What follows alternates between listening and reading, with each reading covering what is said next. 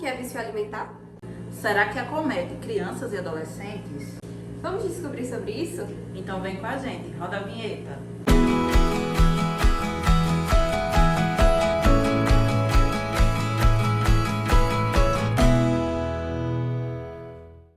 Estamos aqui hoje com o nutricionista André Eduardo, que é formado aqui pela FANUC, na Universidade Federal de Alagoas.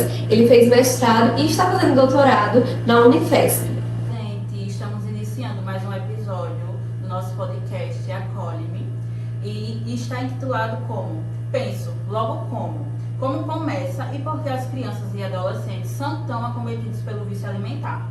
Como convidada, também temos aqui a Daphne Prachedes, que é formada pela Universidade Federal de Alagoas, a UFAL, também em nutrição, e é pós-graduada em nutrição clínica pela FAMESP, mestre em nutrição humana pela UFAL e atualmente doutorando em ciências pela Unifesp.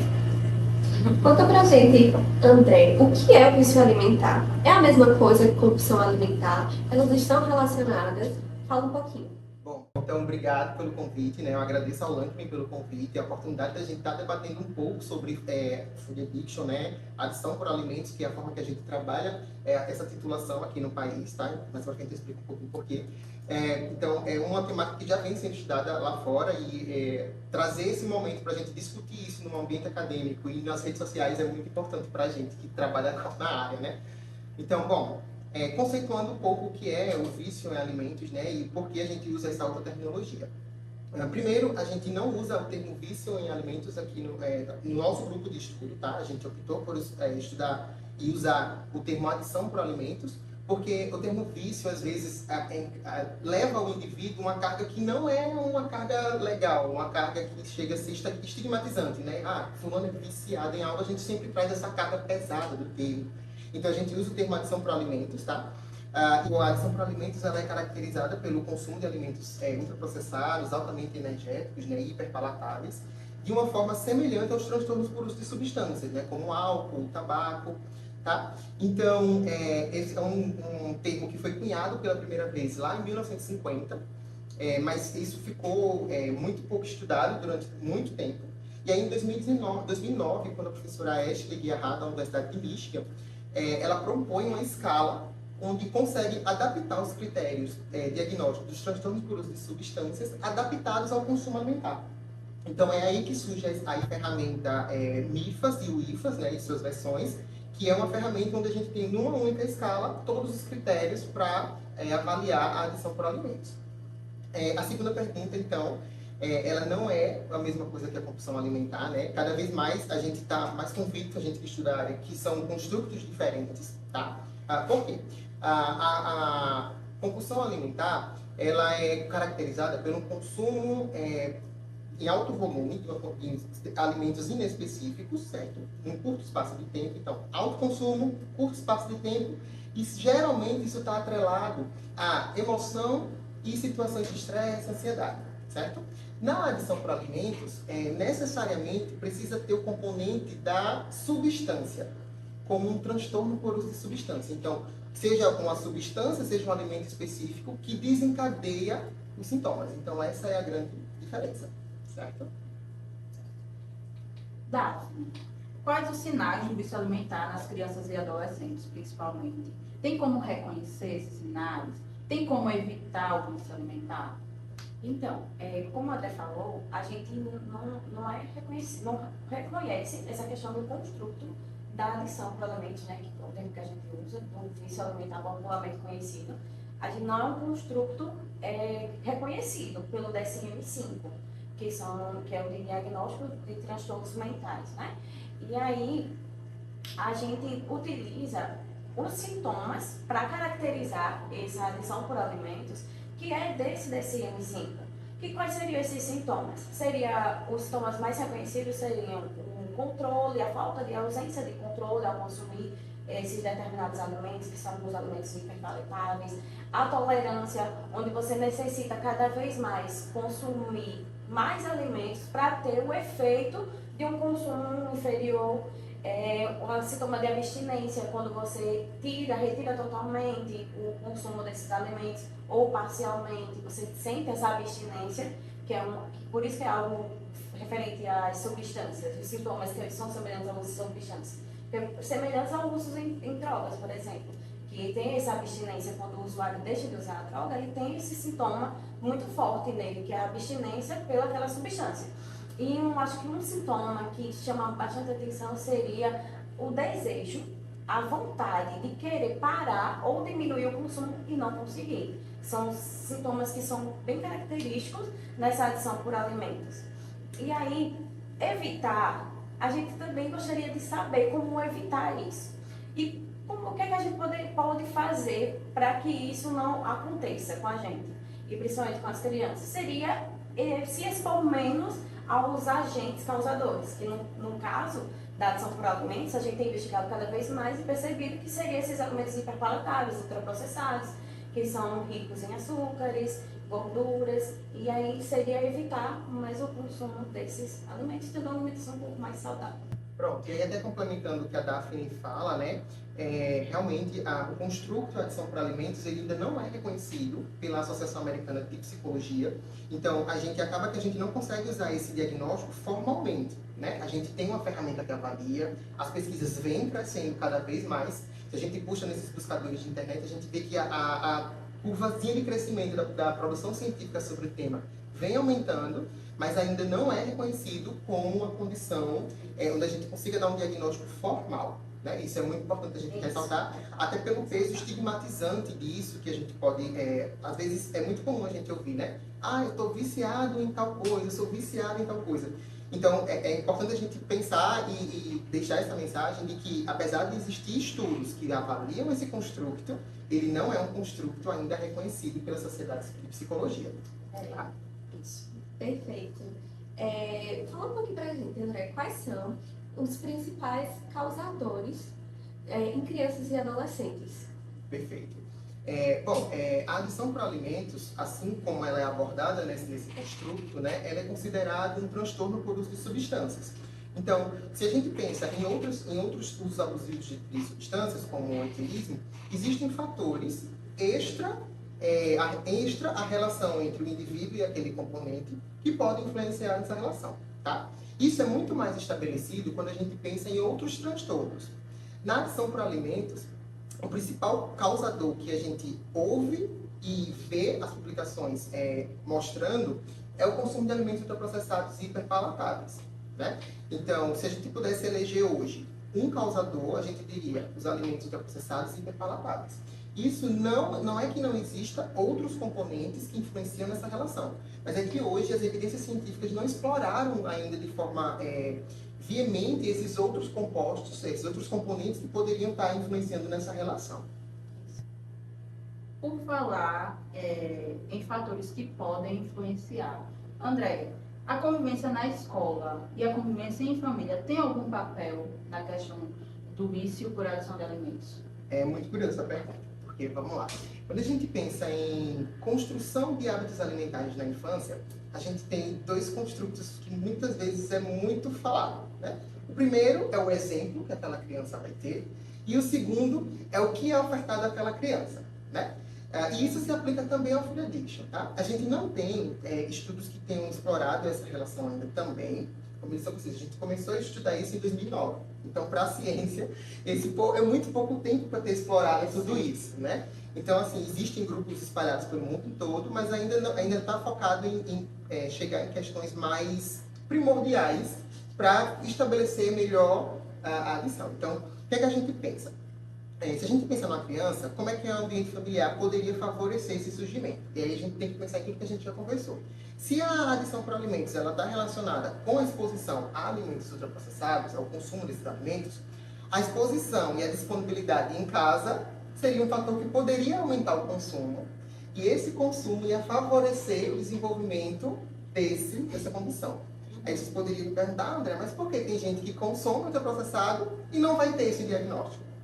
É uma possibilidade, né? Então, assim como outros transtornos, a gente pode estar exposto ao álcool, ao tabaco, e não necessariamente não vão ser as mesmas pessoas vivendo na mesma casa, sobre as mesmas condições, vão estar expostas, e não vão ser as duas que podem ou não, as duas não vão desenvolver, na verdade, o mesmo consumo abusivo.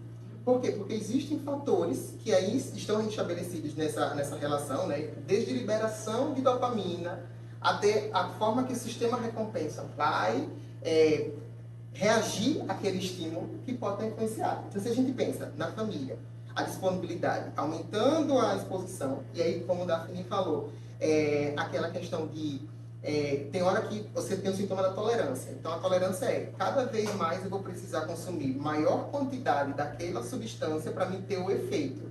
Então, se você começa na sua casa a ofertar esse alimento para essa criança, a gente pode supor, porque a gente não tem estudos que avaliaram isso, né? Então a gente está levantando hipóteses aqui, de que essa oferta prolongada e ali na sua casa pode fazer com que aquele indivíduo chegue a uma condição de adição por alimentos, certo? Aí, só complementando o que ele falou, a gente tem uma revisão sistemática recente que a gente traz as prevalências e aí a gente destrincha em alguns subgrupos. E um desses subgrupos é a faixa etária. E aí a gente percebeu que houve uma curvazinha nas prevalências, nas faixas etárias, onde da criança para o adulto, ela vem uma curva crescente e quando a gente adiciona os idosos no subgrupo, ela decai. E aí a gente pode ver essa progressãozinha e a gente achou, nossa, que progressão interessante. E o que seria talvez o motivo dessa progressão? Infelizmente a gente não tem como dizer, olha, é isso, mas a gente acredita que essa exposição, como o André falou, cada vez mais precoce das crianças a esses alimentos hiperpalatáveis, a esses alimentos ricos em açúcares, em gorduras, em carboidratos simples, eles possam aumentar cada vez mais, estimular cada vez mais áreas do cérebro que são relacionadas ao comportamento e que levam talvez a essa gênese da adição por alimentos. E aí a gente observou que entre as crianças e adolescentes, a prevalência da adição por alimentos variou entre 13 e 18, quanto de adultos ele foi para 24%. Então a gente vê uma progressão, então talvez essas crianças que estão expostas cada vez mais precocemente a esse tipo de alimentos, se estão tendo essa adição por alimentos lá na frente, lá na fase adulta.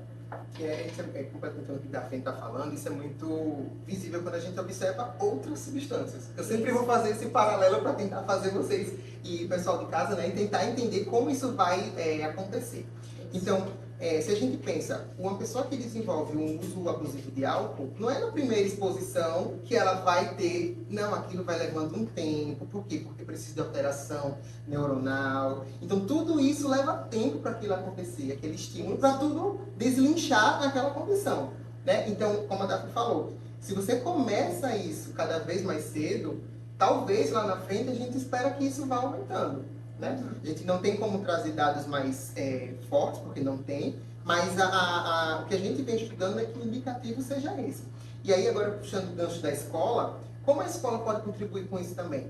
Quando a gente chega no ambiente escolar, onde a gente vê que a oferta de lanches é alimentos ultraprocessados, a gente entra na mesma questão da família. A gente está aumentando o acesso daquela criança aos alimentos ultraprocessados. E vai entrar no mesmo processo de já estar ali estimulando o sistema recompensa e levando aquela criança, né, e aí é interessante pensar nisso, é a criança que é susceptível. Porque vai ter aquela criança que vai consumir e não vai ter a condição. Né? A gente ouviu muito falar, o ambiente obesogênico, mas está todo mundo no mesmo ambiente. Por que todo mundo não desenvolve a mesma condição? Porque existem fatores pessoais, individuais, que levam a você ser ou não mais susceptível àquelas condições. E aí é interessante quando a gente fala de ambiente, porque aí a gente tem uma pesquisa aqui na UFAL, né? Foi desenvolvida uma parceria entre a UFAL, a Unifesp e a USP, e foi desenvolvida aqui em Alagoas, aqui em Maceió, em assentamentos subnormais, onde a professora Thelma, que coordenou essa pesquisa, junto com o Luiz Neto, que foi doutorando da professora Thelma, defendeu recentemente, e eles observaram que aquelas mulheres que estavam, eles avaliaram mulheres em situação de vulnerabilidade social, e observaram que aquelas mulheres que moravam em ambientes alimentares, onde os alimentos ultraprocessados eram muito mais disponíveis, a prevalência nesses locais de food addiction era maior. Ou seja, naqueles ambientes, as mulheres que tinham uma oferta maior, uma disponibilidade maior, elas tinham uma condição, a prevalência maior. Né? Então, isso leva a gente também, é um estudo inédito, é a primeira vez que alguém do mundo estudou ambiente e adição por alimentos, né, vício alimentar, Então isso começa a levantar agora uma série de possibilidades para os pesquisadores caminharem nessa direção, entender mais sobre essa relação. É algo novo que ainda precisa ser muito estudado. Muito estudado. E além de reforçar tudo isso, reforçar a importância de cuidar da alimentação, principalmente das nossas crianças e adolescentes, né? Principalmente no momento da infantil, né, onde a gente está ali naquele boom Conhecendo de formação, plasticidade cerebral. Então, qualquer alteração nessa fase, aquela criança vai levar para o resto da vida, né? Então, como a gente não conhece como a gente não conhece como a adição por alimentos funciona, nesse coisa, é melhor prevenir do que a gente pagar para ver lá na frente, né? Então, além disso, é a diretriz de todos, de alimentação saudável para a criança, né? A gente não ofertar esses alimentos processados tão cedo, em menores quantidades, né? Então, a gente fica meio que alinhado aí ao que já vem de recomendação, né? A prevenção, né, minha gente? Já dizem os mais antigos, é melhor prevenir do que remediar. quais são as consequências da adição por alimentos. Essa pergunta também é muito curiosa. Por quê? Hoje, na literatura, a maior parte do conhecimento que foi produzido sobre adição por alimentos, né, risco alimentar, são de estudos transversais. Então, quando a gente olha para os estudos transversais, a gente não consegue estabelecer uma relação de causa e efeito. Eu não consigo dizer quem veio primeiro. Foi a condição X ou foi a adição por alimentos? Não consigo. Então, hoje, esse é o tipo de evidência que a gente tem hoje, a maior parte das evidências. Então, eu não consigo dizer para você exatamente qual seria a repercussão, mas a gente consegue avaliar o que é que tem hoje na literatura que estavam acontecendo simultaneamente. Tá? Então, o que é que a gente observa? Os indivíduos que têm food addiction, eles têm uma tendência maior a ter ansiedade, depressão. Existe uma relação muito característica e pouco estudada, e isso é muito mais estudado pelo pessoal da psicologia, que fala sobre a violência, seja ela de qualquer natureza que aquela pessoa sofre, pode estar relacionado à adição por alimentos, né? Seria uma associação entre isso. Então, a pessoa que relatou ter sofrido qualquer tipo de violência, às vezes até na infância, hoje ela tem um diagnóstico de food addiction. E aí a gente não consegue, né, de adição por alimentos. Então, a gente não consegue fazer uma relação de causa e efeito, mas eles estão acontecendo ao mesmo tempo, né? Além disso, a gente tem, a Daphne também, nesse artigo que ela publicou, o fruto do mestrado dela, a gente encontra que as pessoas que têm food addiction, eles têm um maior grau de sobrepeso e obesidade. Eles têm, recentemente, coisa de um mês atrás, saiu a primeira evidência da associação entre food addiction, né, adição por alimentos, e diabetes mellitus tipo 2, numa população de fora, e a gente também conseguiu encontrar isso na população de indivíduos bariátricos. Então, assim, o que a gente consegue ver hoje é o que a literatura vem mostrando para a gente. Existe uma série de condições de saúde mental que estão associadas à adição por alimentos, né? Também existe um fator importante e que é muito discutido e vira alvo de muito comentário também, que é a sobreposição de transtornos alimentares com a adição por alimentos. Então, indivíduos que têm compulsão alimentar, 60% deles também atendem os critérios para adição por alimentos. E aí isso também é um campo muito específico de estudo. Por que esses indivíduos que experimentam essa sensação essa condição de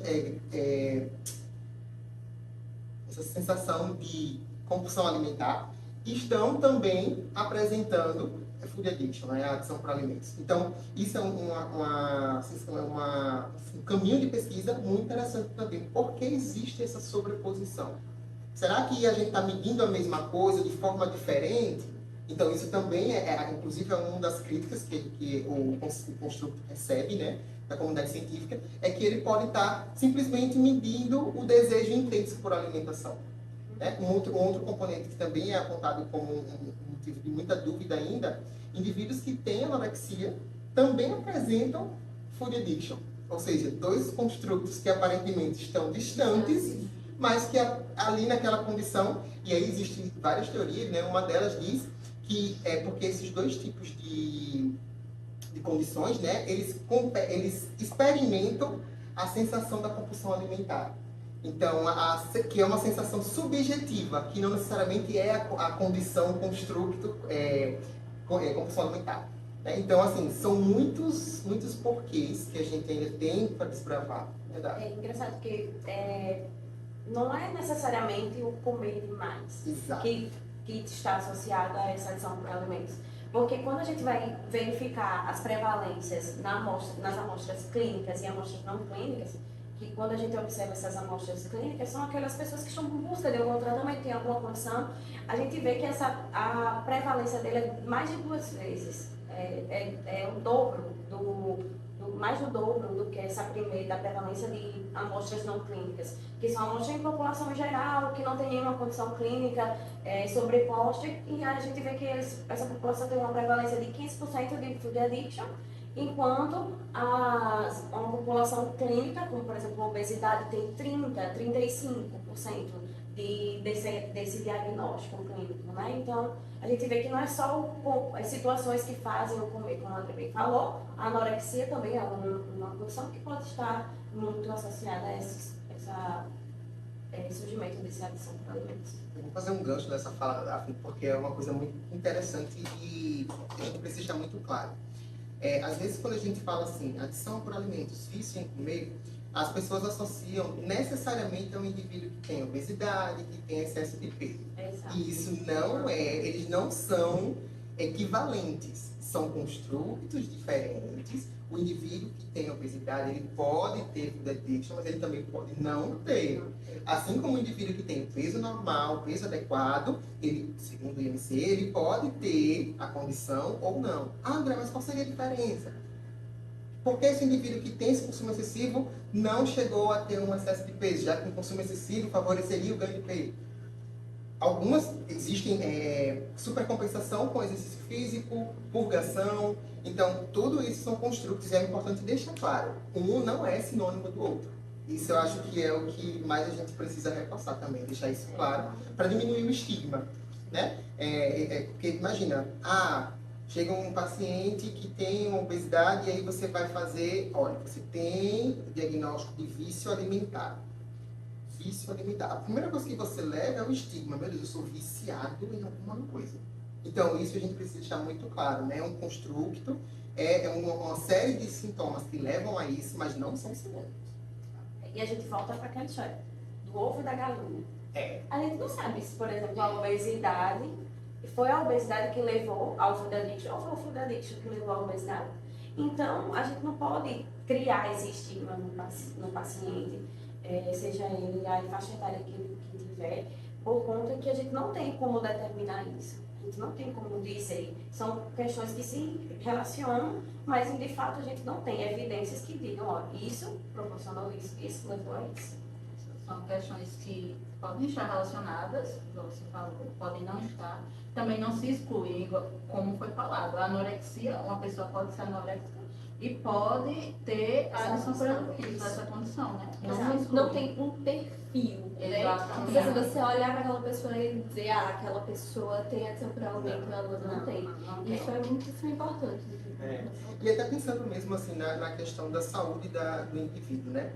Imagina o quanto de sofrimento psíquico uma criança ou um adolescente que não consegue controlar sua alimentação vai levar consigo. O quanto as pessoas que estão ao redor dela estão preparadas para entender que aquilo é uma condição que foge do controle dela, né? Tudo isso são questões que a gente refletir acerca da condição, né? E que não é explorado, é pouco explorado essas relações, mas que são nuances que acontecem dentro, porque é muito diferente quando a gente trabalha com um diagnóstico mais físico, né? Quando a gente trabalha com um diagnóstico que extravasa o físico, então isso são nuances que estão ali dentro que você precisa estar sempre atento e acaba sendo mais difícil de estudar também, né? Eu senti muita dificuldade quando eu fui pesquisar sobre o tema de achar artigos que realmente respondessem às dúvidas que eu tinha. Exato, são poucos. E aí, você diria que esses poucos estudos, eles estão relacionados a subnotificações? Então, eu acho que não estão relacionadas a subnotificações. Eu acho que é um processo natural. Quando um construto surge, a adesão ela não acontece pela comunidade científica, não acontece de forma unânime e geral. Sabe? Isso vai acontecendo. Por exemplo, o construto surgiu lá em 2009. Tá? A gente começou a estudar isso aqui na UFAO em 2019.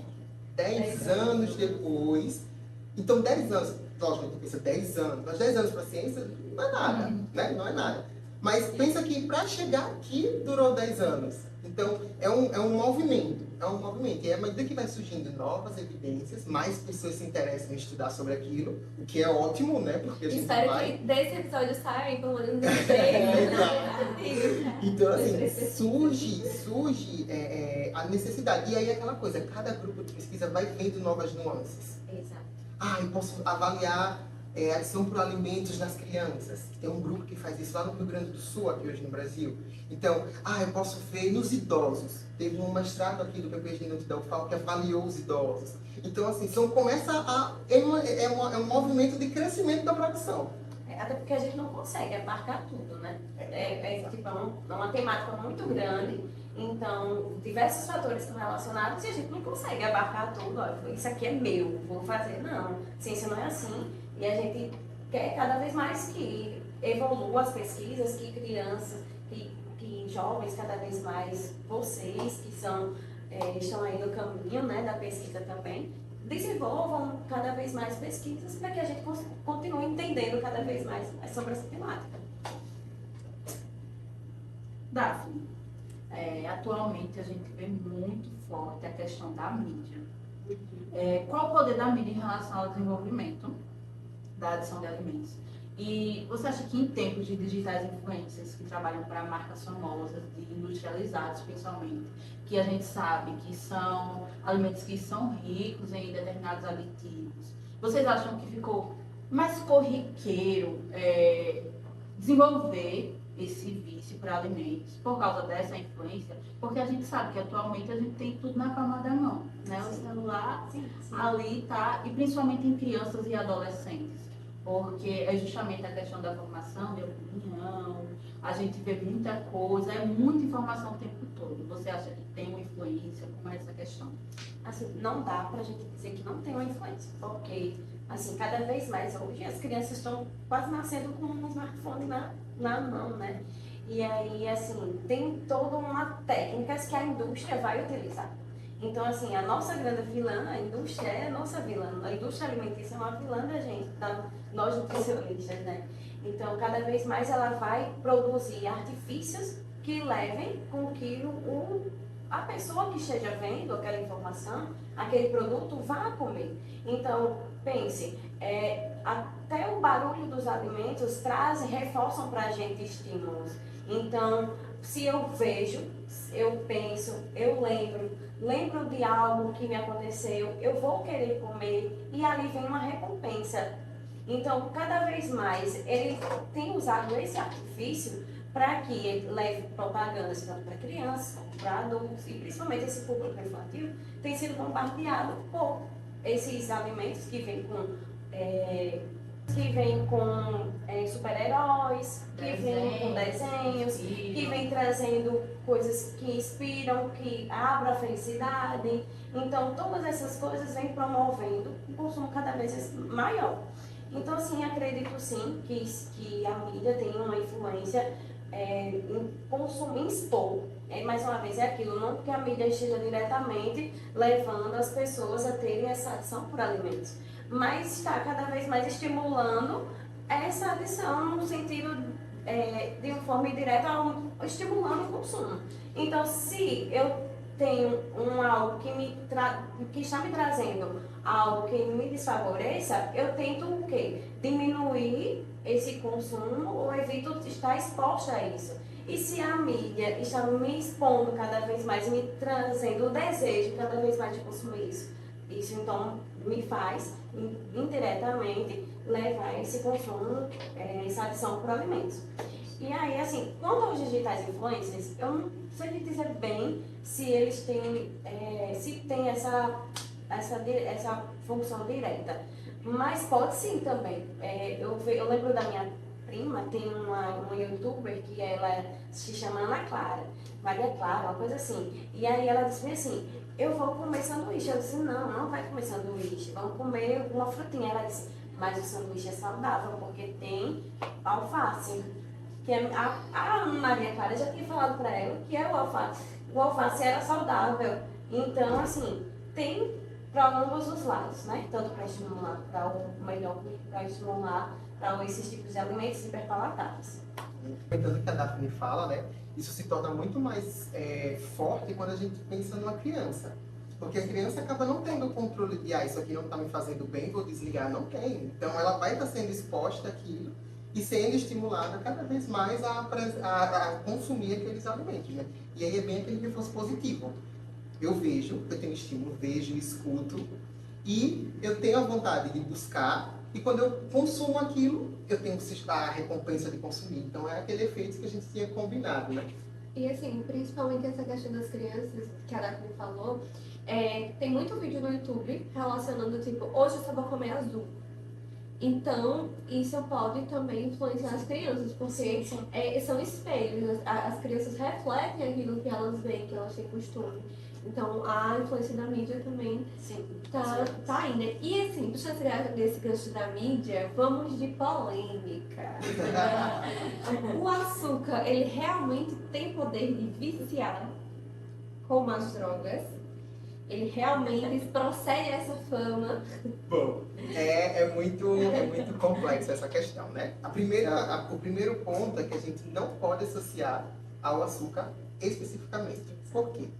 Porque o açúcar é um componente, né? E a gente não tem um indício claro de que esse é o composto que está levando à adição para alimentos, né? Então, essa é a maior crítica que o construto recebe. A gente não conseguiu ainda identificar se é o açúcar, se é a gordura, se é a combinação do açúcar com a gordura, com o sódio, que faz aquele processo de hiperativação do sistema de recompensa, liberação de dopamina. Então, toda essa cadeia, a gente não tem evidência ainda de que seja com açúcar.